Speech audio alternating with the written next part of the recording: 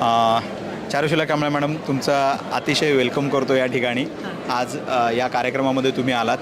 आता तुमची स्पेशालिटी न्यूमरॉलॉजीबद्दल आहे आणि अनेक विद्यार्थी त्याचा अभ्यासही करत आहेत. तर न्यूमरॉलॉजीचं एखादं सूत्र तुम्ही विद्यार्थ्यांना काय सांगाल?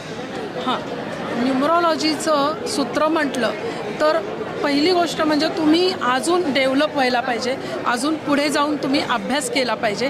कारण अजूनही आपण जुन्या पद्धतीचं अंकशास्त्राचा अभ्यास करतोय आणि जुन्या पद्धतीच्या अंकशास्त्रामध्ये फक्त भाग्यांक, मूलांक आणि टोटल याच्यावरच तुमचा अभ्यास आहे, तेवढ्यावरच तुम्ही अडून राहिलेला आहात. बरोबर.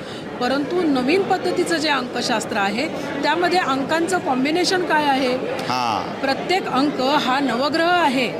नवग्रहांपैकी एक एक अंक हा एक ग्रहाचं सत्ता आहे त्या ठिकाणी. बरोबर बरोबर. आणि मग तुम्ही कोणत्या अंकाशेजारी कोणता दुसरा अंक आहे याचा विचार करणं आवश्यक आहे. थोडक्यात जोड बनवणं म्हणायचं तुम्हाला. जोड्या बघा ना, म्हणजे पती पत्नींचं सुद्धा जर का तिथं दुसरीच कुठली तरी जोडी आणून ठेवली तर त्या पती पत्नींचं पटेल का? नाही पटणार. तर त्या पद्धतीनं तुम्ही तिथं शेजारचा जो अंक जो आहे ना तो योग्य असला पाहिजे. मॅडम, फार महत्त्वाचा विचार मांडलात तुम्ही आणि यातूनच मला वाटतं तुमचा अभ्यास पण प्रकट होतोय आणि याच्यामधून तुम्ही सहज लोकांना एक मार्गदर्शन केलं.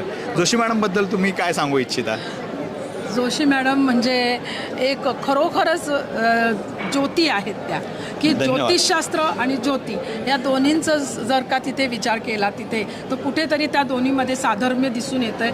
आणि मॅडमनी सुरुवातीपासून त्यांनी जे काही एक त्यांचं काम करण्याची पद्धत ही इतरांपेक्षा वेगळी आहे आणि म्हणून त्या जास्त यशस्वी आहे. की बघा, आपण म्हणजे पुस्तकं, मी अनेक वेगवेगळी पुस्तकं वाचली आणि त्या ठिकाणी हे वाक्य आहे, इतरांपेक्षा जो माणूस वेगळं काम करतो तो यशस्वी होतो. फारच छान, योग्य शब्दात मांडलं तुम्ही आणि म्हणून मॅडम यशस्वी आहे. धन्यवाद मॅडम. आम्ही सर्व विद्यार्थी तुमचे फार आभारी आहोत.